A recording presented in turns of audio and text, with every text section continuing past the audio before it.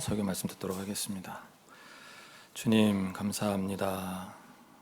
주님의 날 저희에게 허락하시고 저희가 함께 예배드릴 수 있도록 인도하여 주시니 감사합니다. 주님의 인도하심에 순종한 이들이 이렇게 함께 예배를 드립니다. 우리의 예배 받아 주옵소서. 우리의 예배와 함께하여 주옵소서.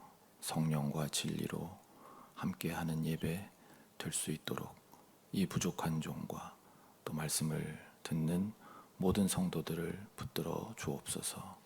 함께하심을 믿사옵고 감사하며 우리 주 예수 그리스도의 이름으로 기도합니다. 아멘. 오늘도 성부, 성자, 성령 삼위 하나님께서 우리에게 명하시는 생명의 길 그 위로 걷고 주님의 뒤를 따르는 우리 모두가 되기를 바랍니다. 예레미야 본문으로 시작하겠습니다. 오늘 예레미야 본문은 하나님을 떠나고 또 하나님을 버리는 그런 우리의 모습을 보게 하십니다. 그러면서 우상을 쫓아가고 우상을 만들어내는 우리의 모습이 나타납니다. 5절부터 몇 절 한번 같이 읽겠습니다. 5절 말씀입니다. 나 주가 말한다. 너희의 조상이 나에게서 무슨 허물을 발견하였기에 나에게서 멀리 떠나가서 헛된 우상을 쫓아다니며 자신들도 허무하게 되었느냐. 그렇죠. 우리 하나님에게서 무슨 허물을 발견했습니까? 6절 이집 땅에서 우리를 이끌고 올라오신 분, 광야에서 우리를 인도하신 분, 그 황량하고 구덩이가 많은 땅에서 죽음의 그림자가 짙은 그 메마른 땅에서 어느 누구도 지나다니지 않고 어느 누구도 살지 않는 그 땅에서 우리를 인도하신 주님은 어디에 계십니까? 하고 묻지도 않는구나.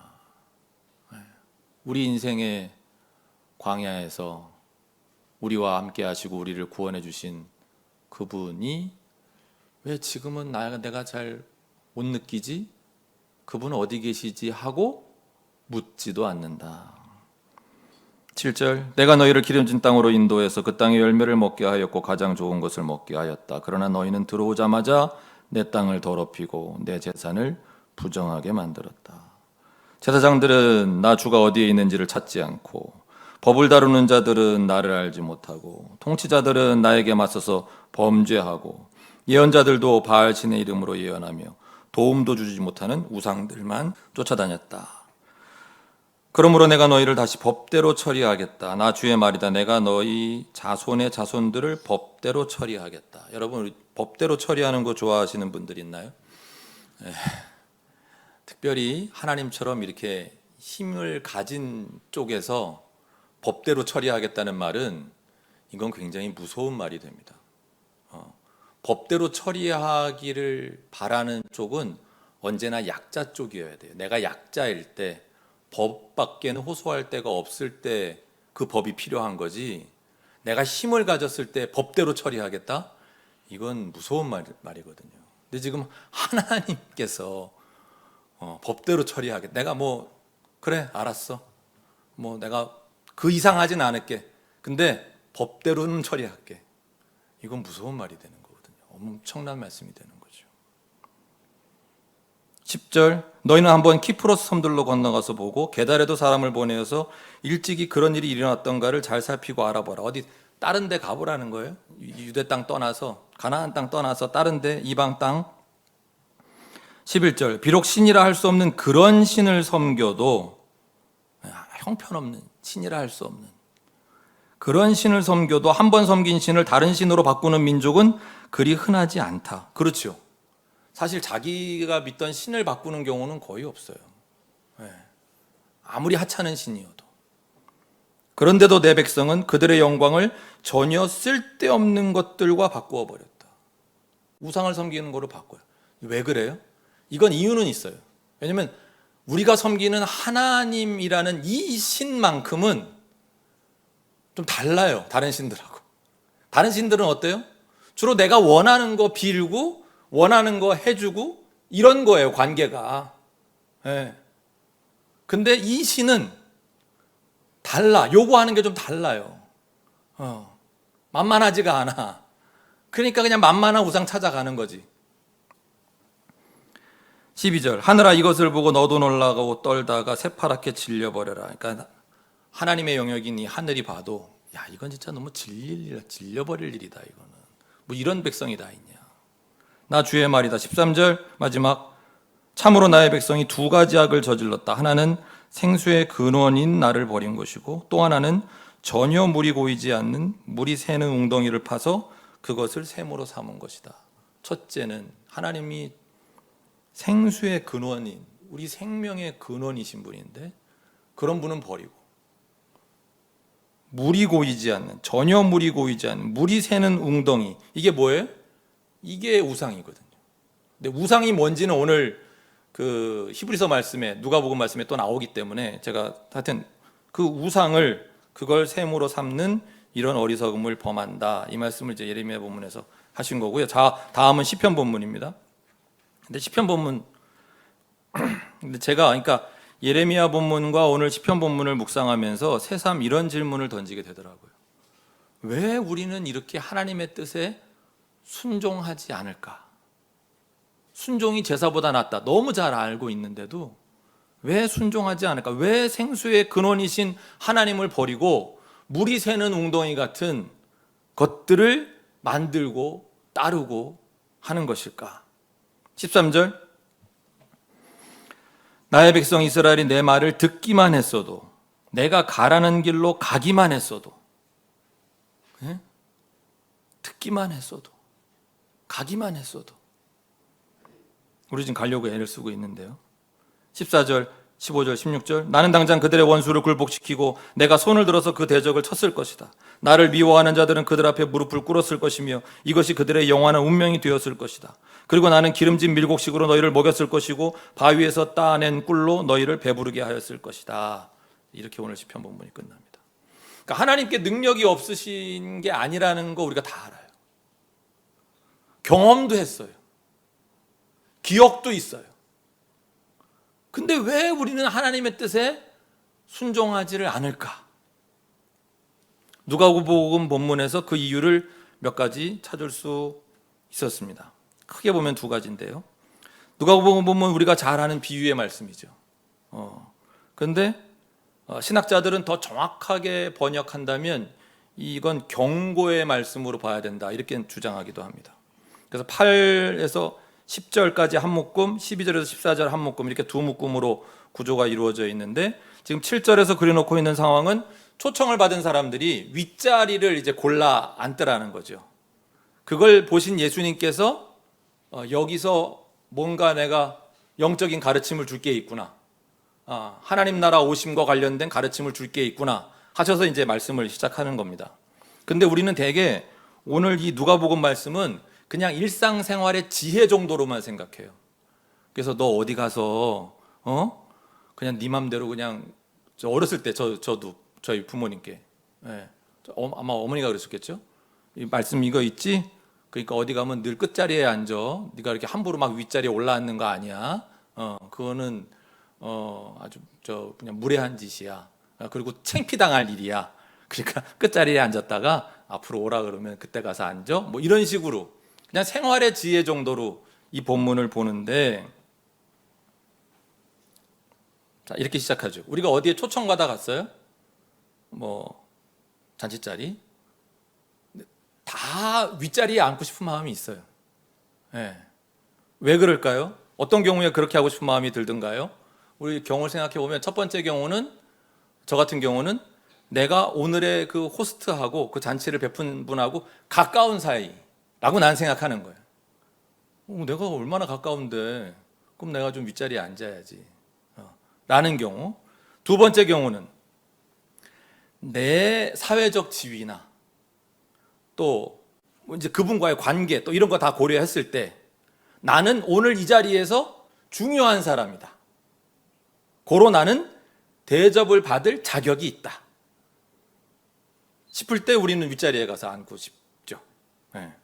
세 번째는 그런 건 아닌데 나는 오늘 남들한테 뭔가 중요한 사람으로 지금 보여야 된다. 그렇게 비추어야 될 필요가 있어 할 때 우리는 이제 윗자리에 가서 앉고 싶은 마음이 듭니다. 이런 우리의 마음을 간파하고 계시는 예수님께서 8절부터 10절을 통해서 지금 쭉 하신 말씀은 뭐예요? 진정한 영광은, 진정한 존경은 그렇게 그냥, 좀 전에 제가 드린 이런 말씀은 어떻게 보면 그냥 사리사욕이잖아요. 이런 걸 채우고 싶어하는 그런 욕망, 그런 것에 따른 선택에서 오는 게 아니라 다른 사람에 의해 부여되는 거라는 거죠.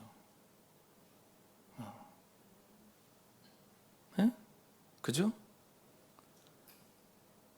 동료들, 그 자리에 함께한 또 교우들, 우리 교회로 치면, 그리고 다른 사람들 앞에서의 이런 영광은 나를 위한 행동에서 비롯되는 게 아니라 나에 대한 다른 사람들의 평가에 달려 있다는 거예요. 그렇잖아요. 스스로 영광 받겠다고 내가 이런 대접 받을 만한 자격이 있지 않아? 그래서 자기 자리를 만들려고 막 애를 쓰지만, 근데 그럴 만한 사람이 아니라고 다들 생각해. 본인만 모르거든요. 세상에서 자기만 몰라요. 자기가 어떤지. 예, 저도 저를 모르고, 그러나 여러분은 저를 알잖아요. 그죠? 근데 여러분도 여러분 자신은 잘 모르죠. 스스로를. 예. 하여튼 그래요, 사람은. 그러니까 그런 영광을 받을 만한 사람이 아닌데, 그런 존경을 받을 만한 사람이 아닌데 자기가 자기 자리를 만들려고 막 그러면 주님 말씀하는 거예요. 너는 지금 사리사욕에, 그 사리사욕을 채우려는 욕망에 사로잡혀 있을 뿐이다. 그리고 내가 그렇다라는 걸 지금 만천하에 드러내고 있을 뿐이라는 거죠. 저도 그런 경우 있었어요. 어떤 목사님이 돌아가셔가지고 장례가 났어요. 장례를 갔어요. 근데 뒤늦게 우리 교단의 감독이라는 분이 오셨어요. 막 화를 내는 거예요. 왜냐면 문상하고 나서 밥 먹는 자리가 있잖아요. 밥 먹는 자리에 상석 안 비워놨다고. 목사도 이런데 뭐 여러분이 오죽하시겠. 죄송해요. 근데 여러분을 갑자기 그 급 낮은 목사랑 동급으로 만들어서 죄송한데, 그러니까 제가 드린 말씀 뭐냐면, 누구에게나 이런 유혹이 있다는 거예요. 누구에게나 이런 욕망이 있다는 거예요. 자기 사리사욕을 채우고 싶은 욕망. 그런데 그거요, 좀 참아야 돼요. 이게 꿀꺽 삼켜야 돼요. 내가 그런 욕망에 사로잡혀 있다는 걸 드러내는 것밖에 안 돼요. 거기 있는 모든 분들이 자리를 만들어 드렸거든요.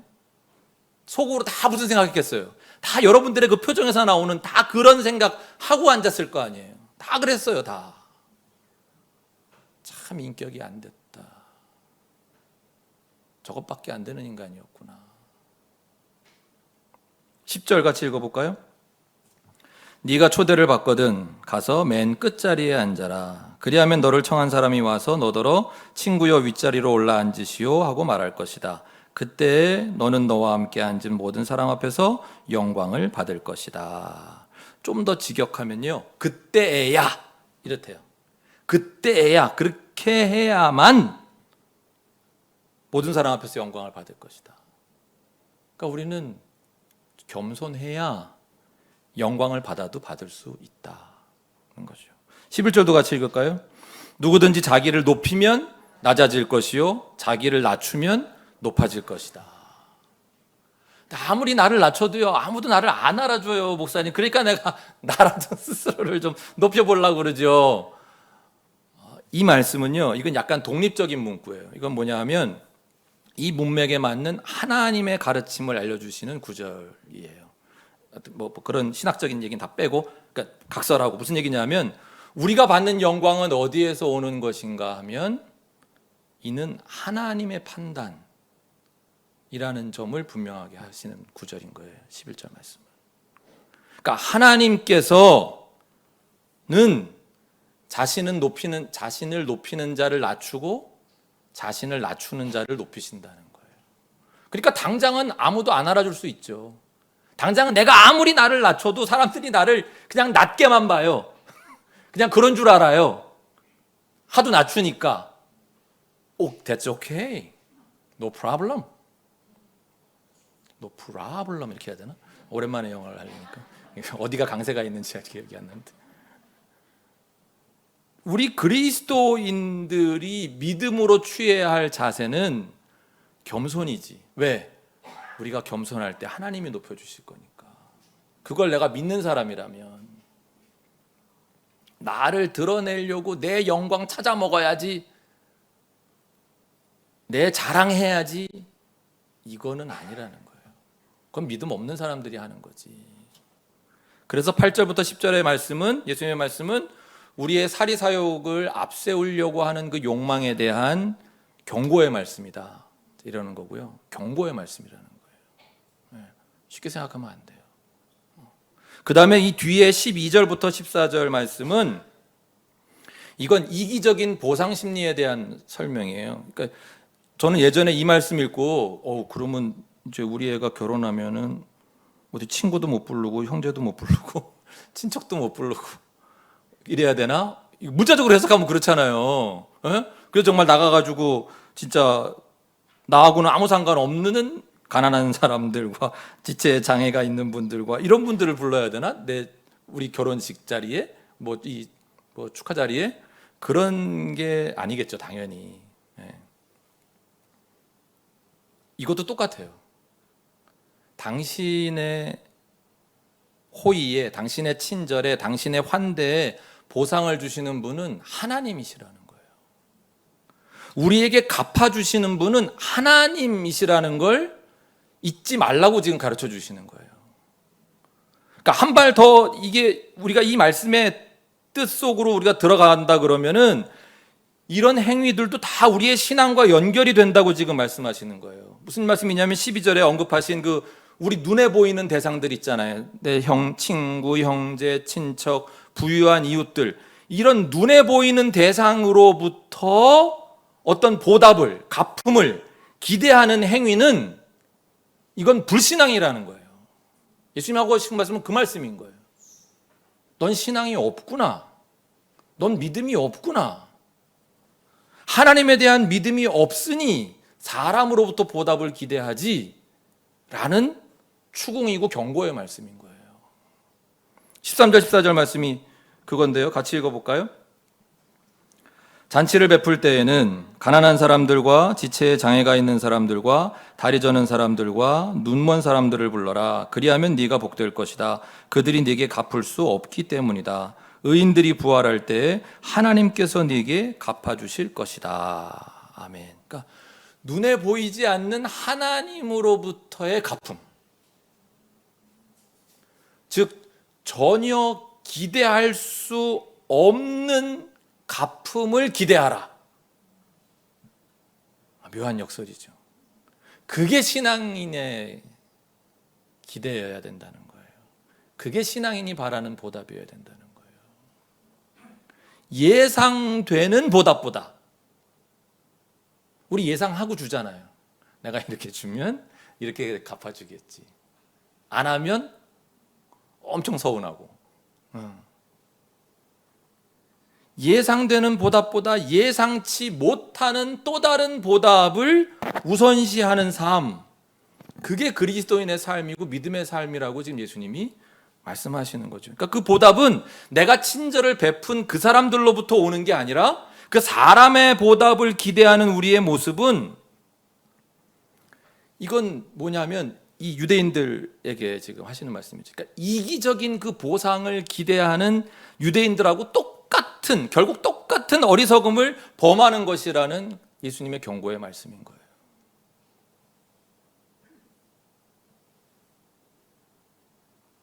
이런 반문 가능하죠. 왜요? 왜 우리는 그러면 나의 사랑을, 우리의 사랑을 입은 사람들에게 보답을 기대하면 안 되는 건데요? 보답을 기대할 수도 있지. 내가 이렇게 잘해줬는데. 당신이 보답을 기대하는 순간 당신의 사랑은 더 이상 사랑이 될 수 없기 때문이라는 거예요. 진정한 사랑은 결코 보상을 염두에 두지 않잖아요.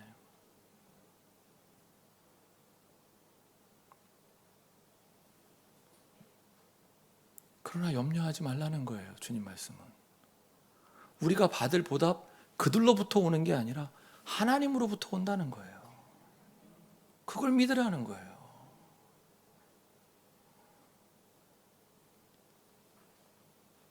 자, 이제 이 말씀 어떻게 적용할까요? 내가 가지고 있는 내 재산 어떻게 사용할까? 누구를 위해 사용할 것인가? 나는 나에게 보답할 수 있을 만한 사람들에게만 일종의 투자의 개념으로 재산을 사용하는가?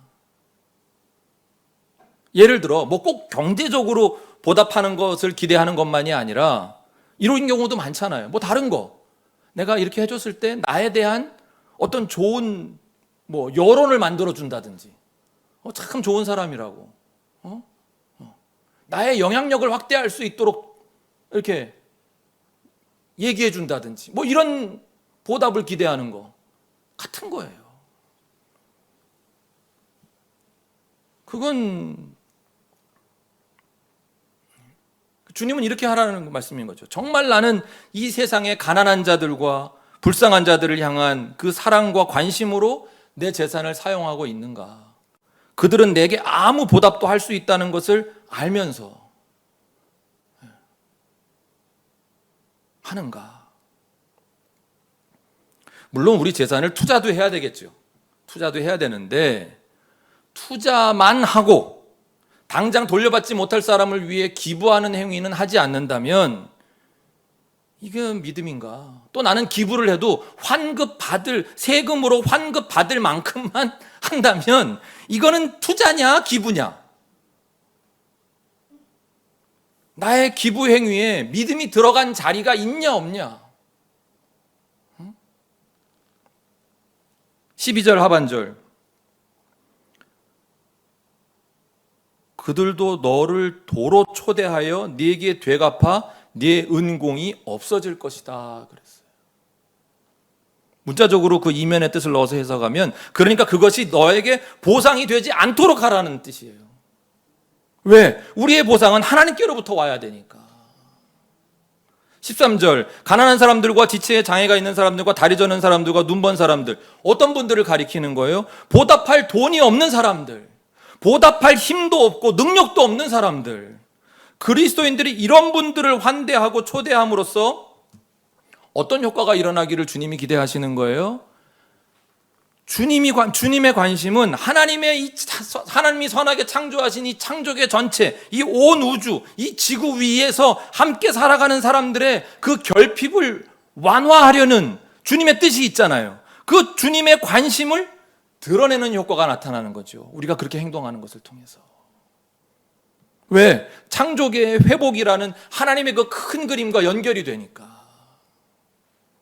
14절, 그리하면 네가 복될 것이다. 그들이 네게 갚을 수 없기 때문이다. 의인들이 부활할 때 하나님께서 네게 갚아주실 것이다 그랬어요. 복될 것이다. 문자적인 의미로는 복의 대상이 된다는 말이더라고요. 이렇게 해야 내가 하나님의 복을 받을 복의 대상이 되는 거구나. 이렇게 해야 하나님이 내게 복을 주시는 거구나. 근데 우리는 그동안 어떻게 했어요? 복은 다 사람들한테 받았지. 다 보답을 어떻게든지 받아냈으니까. 그 유형적인 거든 무형적인 거든 말이에요. 그러면 하나님이 복 주실 게 없다는 거예요. 그들이 갚을 것이 없기 때문에 하나님께서 갚아주시는구나.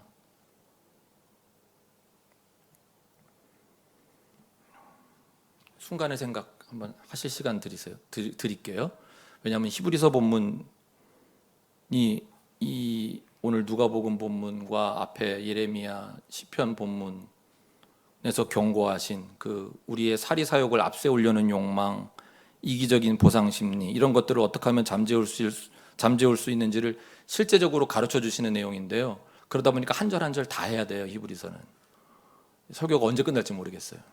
그래서 저도 잠깐 생각할 테니까 여러분들도 지금까지 들은 거 정리 한번 해보세요. 우리 왜 우상 숭배하지? 왜 보답받으려고 그러지? 왜 높은 자리에 앉으려고 그랬지? 아, 예수님께서 이렇게 말씀하셨지. 하나님으로부터 기대해야 된다고 말씀하셨지. 그게 믿음이라 그러셨지. 자, 해야죠. 자, 오늘 1시간 갑니다. 자, 각오하시고, 자, 여기서부터는 제가 5절, 4절, 3절, 2절, 1절 거꾸로 가겠습니다. 왜냐하면 이게 중요한 예레미야 본문에서 우리가 하나님을 버리고 우상에게 갔다고 했는데 그 우상들이 하나씩 등장하는 본문이거든요.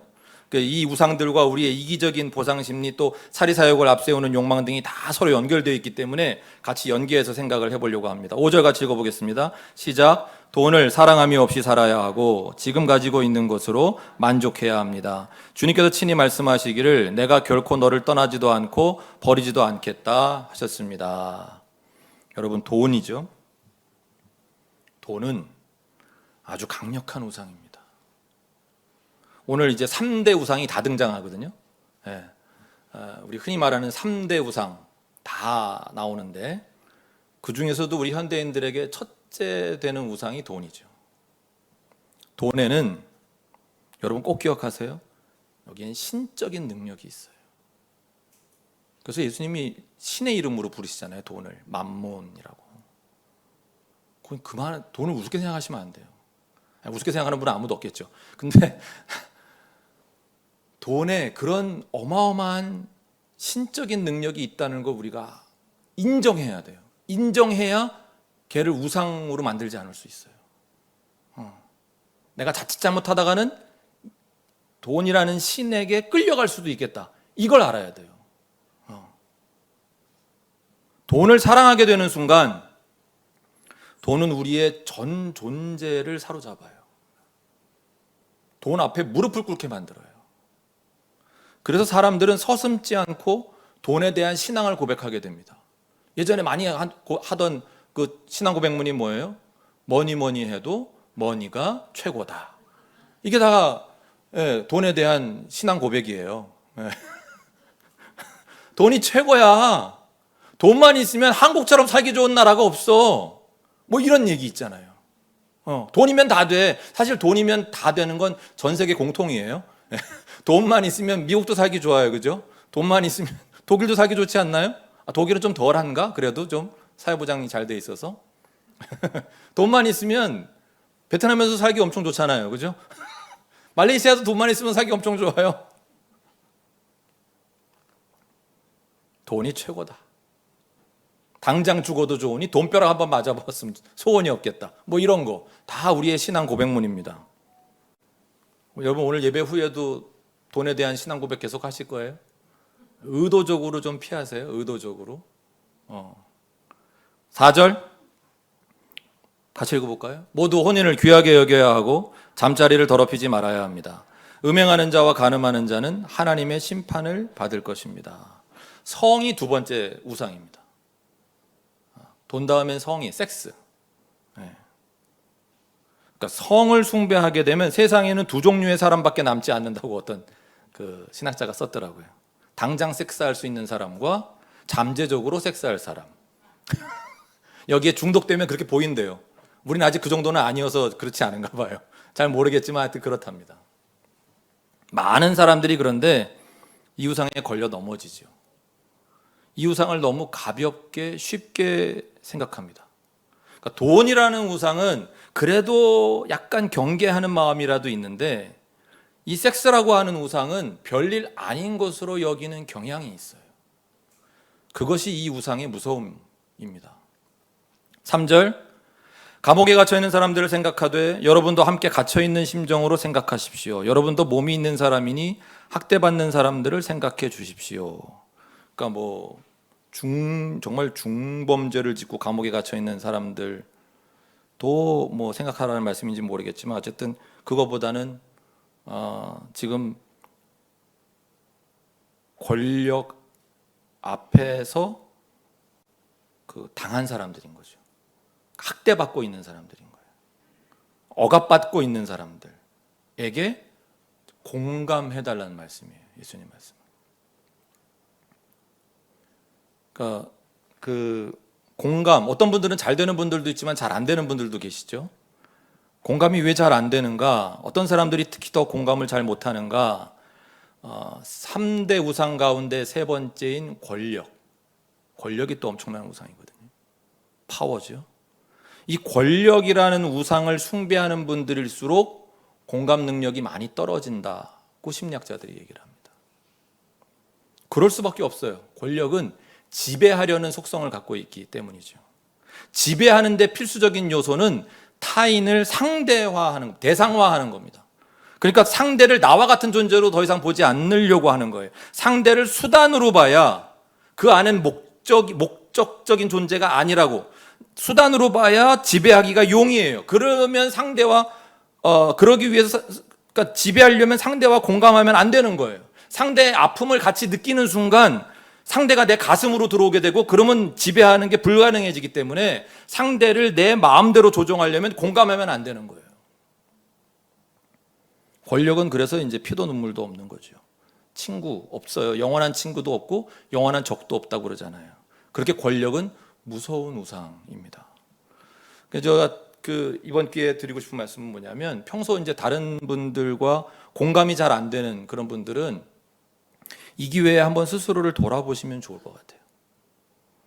그러니까 나는 사람들과, 또는 그와, 내가 공감이 안 되는 그와 동등한 관계를 맺고 있는가? 나와 그의 관계는 인격적 관계인가? 나는 혹시 그를 내 마음에 맞게 움직이려고 하지는 않는가? 그걸 심리학에서는 이제 지배하려는 마음이라고 하는 거거든요. 여러분 가스라이팅이라고 많이 들어보셨죠? 네. 그러니까 가족끼리도 또 친구끼리도 잘 공감하지 못할 수 있어요. 그거는 어쩌면 서로 동등한 관계, 인격적 관계를 맺지 않고 일종의 그 상하 관계를 맺으려고 하는 거예요. 권력욕이 작동하는 거죠. 그래서 그 사람이 내 목적 자체가 돼야 되는데, 그게 아니라 그를 나의 어떤 목적을 이루기 위한 수단으로 삼고 있기 때문일 수 있어요. 사실 근데 이런 얘기는 가스라이팅을 하는 분한테는 안 먹힐 거예요. 본인이 인정하지 않을 테니까. 이 일종의 병적 증상이기도 하거든요. 그러니까 여러분은 그러니까 여러분처럼 순진하신 분들은 여러분 주위에 여러분을 가스라이팅의 대상으로 삼고 있는 사람은 없는지 한번 생각해 보셔야 돼요. 왜냐하면 대다수의 우리 그리스도인들은 순진한 분들이거든요. 안 그런 분들도 가끔 있지만은 순진한 분들이라 이제 누군가가 나를 목적이 아니라 수단화하고 있지는 않은지 주의를 좀 이렇게 살펴보셔야 할 필요가 있어요. 나를 수단으로 삼으려고 하는 사람 특징이 뭐냐면, 이제 처음에 굉장히 잘해준답니다. 굉장히 잘해준대요. 약간 좀 과하게 잘해주는 거예요. 뭐 나한테 이렇게까지 잘해주나 싶을 정도로 뭐 먹을 것도 갖다 주고, 뭐 막 친절하게 대하면서 내 속에 들어오려고 하는 거죠. 물론 이제 우리가 모든 호의를 다 거절할 필요는 없어요. 또 오늘 이 말씀 들었다고 그냥 왜 저러지? 이러고는 막 이렇게만 보실 필요는 없어요. 근데 이게 좀 과하다 싶을 때는 약간은 조심할 필요가 있다는 거예요. 가스라이팅을 하는 사람들의 수법이 그렇다고 그러는 거예요. 아무튼 다시 본론으로 돌아와서, 그러니까 우리의 모든 관계 속에는 이런 권력의 우상이 자리 잡을 수 있다는 거예요. 그러니까 우리는 끊임없이 이런 우상과 맞서야 되는 거죠. 자, 이제 2절부터는 그 우상 퇴치법을 이제 가르쳐 주시는 거예요. 성경에서 우상 퇴치법 2절 같이 읽어볼까요? 시작.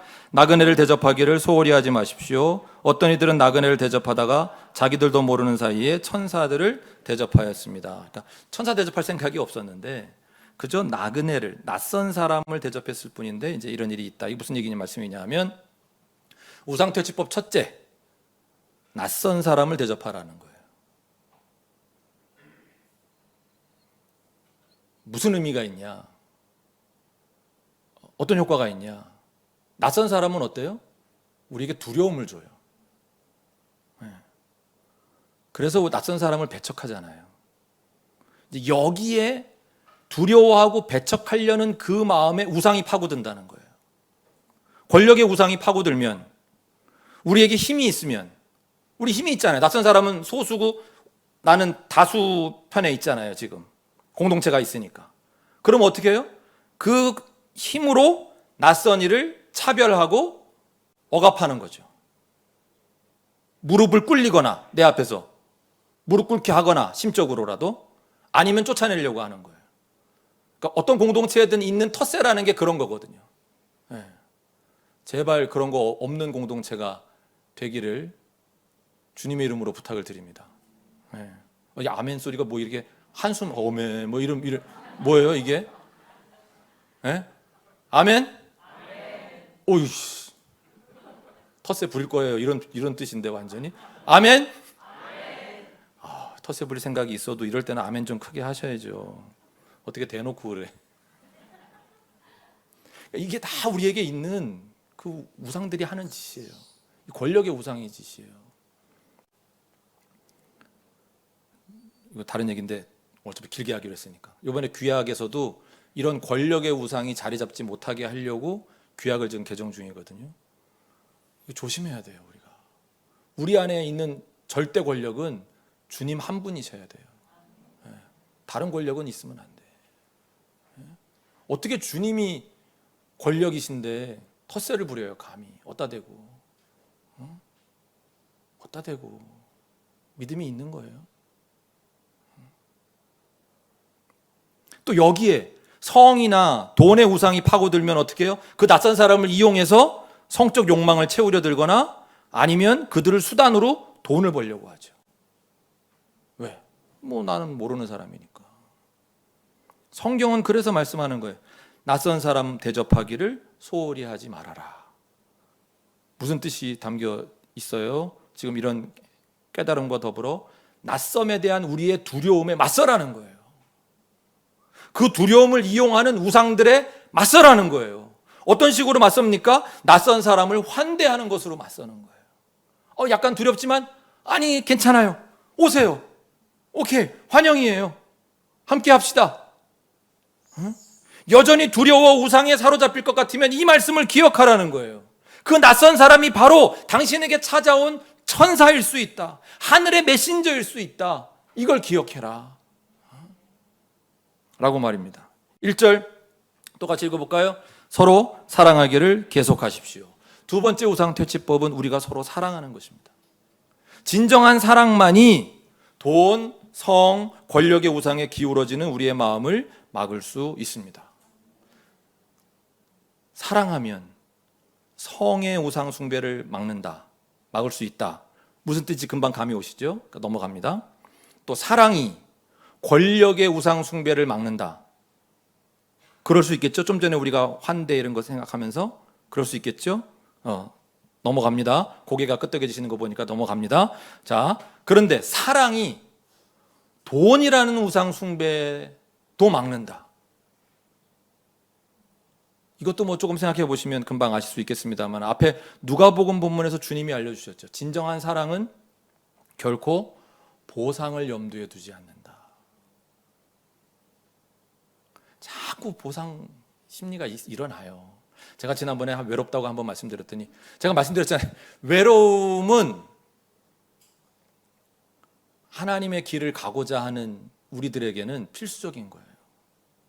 세상은 다 하나님의 뜻을 쫓으려고 하지 않으니까 그게 절대 다수니까 외로움은 필수예요. 그러니까 외롭게 내버려 두세요. 뭐 이것까지는 아니지만은 그러나 제가 감수해야 될 몫이다 이렇게 생각하고 있어요. 외로움을. 근데 여러분들도 마찬가지예요. 여러분들도 외로움을 감수할 생각을 하셔야 돼요. 근데 끊임없이 우리는 사랑이라는 이름으로 상대에게 사랑을 요구해요. 사실은 사랑을 요구하는 게 아니라 보상을 요구하는 거예요.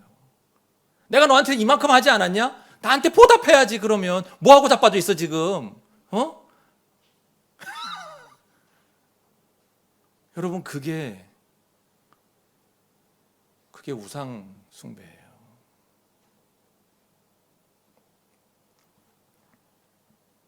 이런 분들 주위에 계시죠. 내가 너를 사랑하니까 돈하지. 내가 너를 사랑해서 너를 키워야 되니까 이놈 새끼야. 내가 너 키우느라고 내가 돈 벌려고 돈하지. 당신을 내가 잘 먹고 잘 살게 해주려고 내가 돈하지. 나 혼자 잘 먹고 잘 살려고 내가 일하나? 이렇게 죽어라고 일하나? 당신에게 잘해주려고 돈하지. 물론 이 자본주의 사회에서 돈은 필수적입니다. 필요해요. 그러나 돈을 내가 필요에 따라 부리는 것과 돈을 숭배하는 건, 돈 하는 건 전혀 다른 얘기예요. 처음부터 돈을 숭배하겠다고 달려드는 사람은 아무도 없어요. 돈 하다 보니까 돈을 숭배하게 되는 거지. 더군다나 사랑하니까, 나는 더 사랑하기 위해서 더 많은 돈이 필요하다? 나는 돈의 노예가 돼서라도, 내 영혼을 돈에게 팔아서라도 당신을 더 사랑하겠다? 말이 됩니까? 지금 딱 들어도 말이 안 되죠. 내가 그 얘기를 했었는데 말이 안 되는 거 이제 아시겠죠? 정말 그런 건지, 정말 그 이유 때문에 돈 하는지 우리는 자신의 내면을 좀 더 깊이 들여다볼 필요가 있다 하는 겁니다. 진정한 사랑은 결코 보상을 염두에 두지 않는다. 그래서 저는 제가 외롭다 그랬지 여러분들이 나한테 뭘 안 갖다 줘서 서운하다 이렇게 말씀드린 게 아닌데 제가 외로울 때 이런 생각을 해요. 이 말씀을 기억하려고 애를 써요. 왜냐하면 우리는 그럴 때 되게 헛살아온 것 같고 이렇잖아요. 진정한 사랑은 보상을 염두에 두는 게 아니야, 동환아. 너 혹시 지금 뭘 바라고 있는 거야? 내가 이렇게까지 하나님 말씀대로 버티려고 했는데 하나님이라도 나한테 좀 보상을 주고 좀, 아니면 교인들이라도 보상을 줘야 되는 거 아니에요, 주님? 이렇게 얘기하는 거야. 너는 나를 믿는 거야? 주님은 언제나 우리에게 그렇게 말씀하시는 거예요. 그럼 또 죄송합니다. 잘못했습니다.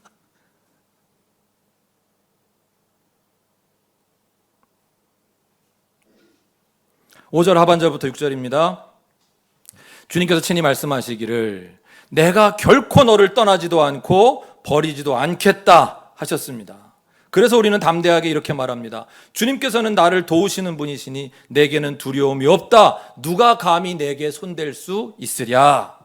세 번째 우상 퇴치법은 주님에 대한 믿음이죠. 주님을 신뢰하는 겁니다. 5절 하반절, 우리는 주님의 이 말씀을 믿어야 돼요. 믿기지 않아도 자꾸 믿으려고 그러고 붙들어야 돼요. 내가 결코 너를 떠나지도 않고 버리지도 않겠다. 주님이 우리에게 이렇게 말씀하셨는데 내가 다른 거에 눈길이 팔려가지고 주님을 지금 못 보고 있는 거지. 주님의 음성을 못 듣는 거죠. 내가 다른 거 듣는데 정신 팔려가지고. 그러고 우리는 담대하게 이렇게 말할 수 있어야 된다는 거예요. 주님께서 나를 도우시는 분이시니 내게는 두려움이 없다. 누가 감히 내게 손댈 수 있으랴?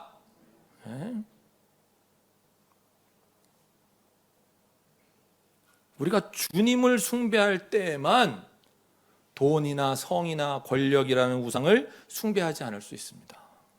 주님을 숭배할 때와 우상을 숭배할 때의 차이가 무엇입니까? 주님을 숭배하면 첫째, 우리 자신으로 살 수 있어요. 주님만 욕심 차리는 거 아니에요. 우리가 주님을 숭배하면 인간됨을 잃어버리지 않을 수 있습니다. 우상을 숭배하는 사람의 모습을 떠올려 보면 금방 그 차이를 아실 수 있을 거예요. 돈 숭배하는 사람, 여러분 보신 적 있죠? 인간답게 살지 못해요. 돈밖에 모르니까. 섹스에 빠져 있는 사람, 권력지향적인 사람 모두 같아요. 그들의 삶에서는 사람의 향기가 나지 않아요. 썩은 내만 진동하지. 같이 하기 싫어요. 주님을 숭배하는 사람, 참으로 주님을 숭배하는 사람에게는 사람의 향기가 나기 시작하죠. 눈빛도 달라지고. 두 번째 차이는 무엇입니까? 주님을 숭배하는 사람은 주님께서 선하게 창조하신 이 온 우주, 창조계 전체를 사랑합니다. 창조계 전체를 회복하시려는 그분의 뜻을 존중하고 따르려고 하기 때문에 그러죠. 그래서 주님을 사랑하는 사람, 주님을 숭배하는 사람은 이웃을 사랑하려고 하고, 그래서 각종 사회 문제들, 특히 정의의 문제 등에 관심을 갖고, 또 기후 위기에 대응하려고 하고 하는 거예요. 반면에 돈, 섹스, 권력의 숭배자들은 그렇지 않아요. 그들은 이 창조계 전체를 착취해서라도 자신의 욕심을 채우는 일 외에는 관심이 없어요. 그들은 사람들 간의 관계를 파괴하는 거 서슴지 않아요. 너 내 말 안 들어? 자신의 권력을 지키고 돈을 지키는 일이라면 그렇게 하는 거예요. 가스라이팅 막 하다가 안 돼? 그러면 그냥 아주 싹 잘라버리고. 사회 질서를 어지럽히는 일도 그냥 서슴지 않아요. 약자를 착취하고 억압하는 일, 자연을 파괴하는 일도 자신의 우상을 숭배하기 위해서라면, 더 정확하게 표현하면 그 우상 숭배를 통한 자기 욕심을 채우기 위해서라면 그 어떤 착취나 파괴나 차별이나 억압도 서슴지 않습니다. 우상 숭배자들은 어떻게 돼요? 그래서 점점 더 무서운 이상한 그러니까 괴물이 되어가는 거예요. 두려운 존재로 변해가요. 하나님 나라를 대적하는 자들이 되어갑니다. 세 번째 차이는 무엇입니까? 주님을 숭배하는 우리는 생명의 부활에 참여해요. 그러나 우상 숭배자들에게는 심판의 부활만 남아있어요. 이건 성경 안 찾아봐도 다 아시는 내용이잖아요. 우리 모두는 죽음을 딱 가운데로 놓고 봤을 때 죽음 이전의 삶을 살다가 죽음을 거쳐서 죽음 이후의 삶을 살아요. 죽는다고 다 끝나는 건 아니에요. 죽음 이후의 삶을 사는데 우린 요거까지만 생각했어요. 죽음 이후의 삶은 영원히 가나 보다. 이렇게. 근데 그게 아니고 우리가 성경을 공부해 보니까 성경은 우리에게 하나님의 뜻은 예수님의 부활로 인해 계시되었다는 거예요. 뭐예요? 우리의 궁극의 미래는 죽음 이후의 삶, 이후의 삶이 있다는 거예요. 기억나시죠? 제발 기억 좀 해주세요. 제발. 죽는 것으로 이 땅과 작별하는 게 아니에요. 우리는 몸으로 이 땅에서, 물론 새 땅입니다만은 부활할 거라고요. 그것은 오시는 하나님 나라가 완성된 이후의 삶이고 오시는 새하늘과 새 땅에서의 삶이에요. 그 미래는 현재로 뚫고 들어오신다 그랬어요. 이미 시작된 하나님의 통치가 그 미래를 현재에서 맛보게 하십니다. 그래서 주님을 숭배하는 자들은 현재에서 그래서 미래를 사는 거예요. 그래서 우리에게는 희망이 있는 거예요. 반면에 우상을 숭배하는 자들에게는 희망은 없어요. 무슨 희망이 있어요? 죽음으로 모든 게 끝이에요. 그러니까 허무하기만 하죠. 죽음 앞에 서면 두려울 수밖에 없는 거예요. 그러니까 현재도 없어요. 그 두려움으로 사느라고. 하루하루 죽지 못해 살아갈 뿐이고 하루하루 죽음이라는 원수에게 서서히 잡아먹힐 뿐이에요. 그러니까 뭐에 탐닉해요? 돈에 탐닉하고 섹스에 탐닉하고 권력에 탐닉해서 그 모든 절망을 잊어버리려고 몸부림치는 것뿐이에요. 그들의 삶의 그 바탕에 흐르는 두려움을 극복할 방법이 없어요. 우상 숭배자들에게는. 그러나 주님을 숭배하는 사람들에게는 두려움을 넘어서는 무언가가 있어요. 우리 주님께서 희망을 발견하게 하시기 때문이죠. 우리에게 두려움이 없어서가 아니라 우리도 죽음이 두렵죠. 왜? 죽음은 우리의 가장 강력한 적이니까. 그러나 그 두려움을 밀어낼 수 있는 용기를 주님이 희망 중에 주시기 때문에 그런 거예요. 7절 같이 읽어보겠습니다. 여러분의 지도자들을 기억하십시오. 그들은 여러분에게 하나님의 말씀을 일러주었습니다. 그들이 어떻게 살고 죽었는지를 살펴보고 그 믿음을 본받으십시오. 기억, 중요한 우상 퇴치법입니다. 우리는 하나님으로부터 받은 사랑, 은총 기억해야 돼요. 우리의 믿음의 선조들을 기억해야 돼요. 그분들의 믿음을 본받아야 돼요. 이걸 자꾸 잊어버리면 안 되는 거예요. 이게 또 하나 중요한 우상 퇴치법이에요. 8절, 15절, 16절로 마무리됩니다. 같이 읽어보겠습니다. 예수 그리스도께서는 어제나 오늘이나 영원히 한결같은 분이십니다. 그러니 우리는 예수로 말미암아 끊임없이 하나님께 찬미의 제사를 드립시다. 이것은 곧 그의 이름을 고백하는 입술의 열매입니다. 선을 행함과 가진 것을 나눠주기를 소홀히 하지 마십시오. 하나님께서는 이런 제사를 기뻐하십니다. 아, 이게 제사라구나. 여러분, 오늘날의 예배와 제사는 다른 거예요. 우리가 드릴 제사는 하나님을 찬양하는, 찬미하는, 그의 이름을 거룩하게 하는 우리의 입술과 우리의 삶으로 드리는 것이어야 되는 거예요. 삶의 찬미, 하나님께 대한 경배, 경외심. 16절을 기억하십시다. 선을 행함과 가진 것을 나눠주기를 소홀히 하지 마십시오. 하나님께서 이걸 뭐라고 쓴다고요? 이런 제사를 기뻐하신다. 그랬어요. 여러분, 이게 제사래요. 선을 행하는 거, 가진 것 나눠주는 거. 돈, 섹스, 권력이라는 우상을 숭배하는 사람들은 이런 걸 못하는 거예요. 오늘의 설교를 정리하겠습니다. 드디어 정리 끝. 자, 오늘까지만 목회하고 그만둘 것처럼 제가 이렇게 설교를, 다음 주에는 어떻게 하려고? 오늘 설교의 제목을 우리의 놀이터라고 지어봤습니다. 어디가 우리의 놀이터입니까? 돈, 섹스, 권력입니다. 그것들은 우리의 숭배의 대상이 아니라는 뜻입니다. 주님이 선물로 주신 그냥 놀이터예요. 죽음 이전의 삶 동안 필요에 따라서 내가 그냥 갖고 놀, 내가 좀 주물럭거려야 되는, 내가 주물럭거림을 당하는 게 아니라 우리는 주님을 숭배합니다. 주님에 대한 경외심을 가지고 살아갑니다. 그런 우리에게 돈은, 섹스는, 권력은, 또 그 외 뭐 어떤 우상이라도, 어떤 신적인 힘을 가진 것들이 있다 할지라도 이런 모든 것들은 다 우리가 향유해야 할 하나님의 선물이지 우리의 숭배의 대상이 될 수는 없습니다. 그러나 결코 그것들을 우습게 여기거나 가볍게 여기자는 뜻은 아닙니다. 그걸 가볍게 여기는 순간 우리는 그 교만에 걸려서, 나 돈 같은 거 우습게 생각해 라는 순간 그 교만에 걸려 돈에 자빠집니다. 그래서 돈의 숭배자가 돼요. 우습게나 가볍게 보자는 게 아니라 그것들과의 관계 설정을 분명하게 해두자는 겁니다. 지난 주일에 배웠잖아요. 의지란 뭐라고요? 하기 싫은 것을 하는 능력. 돈? 좋잖아요. 섹스? 뭐 이제 좀 나이가 있어서 좀 그렇긴 하지만 좋았잖아요. 과거형인 게 좀 아쉽네요. 권력? 좋잖아요. 우리가 하기 싫은 건 뭐예요? 돈을 멀리, 약간 숭배하지 않으려고 하는 거. 그거 하기 싫거든요. 권력? 있으면 좋지. 없는 것보다야. 요런 마음을 갖지 않으려고 하는 거.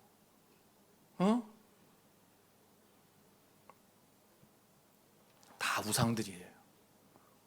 우상의 특징은 뭐예요?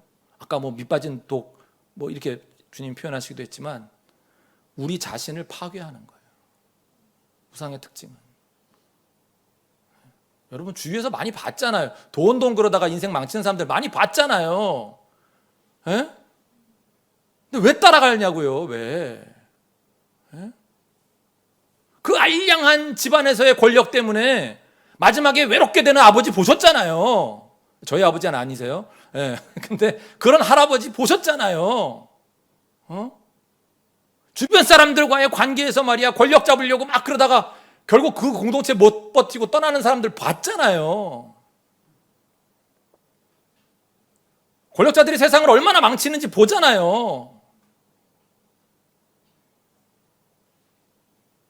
다 우상들이에요. 우리의 모든 관계, 우리 사회, 이 창조계 전체를 파괴할 수 있는 신적 능력을 지닌 우상들이라고요. 신 같은 파워가 있어요, 걔네들에게. 그런 것들 신 같으니까 숭배하자. No! 신은 우리 하나님밖에 없어요. 여러 신이 있다고 치자고요. 근데 우리 하나님이 제일 세요. 우리 신이 제일 세요. 믿으세요.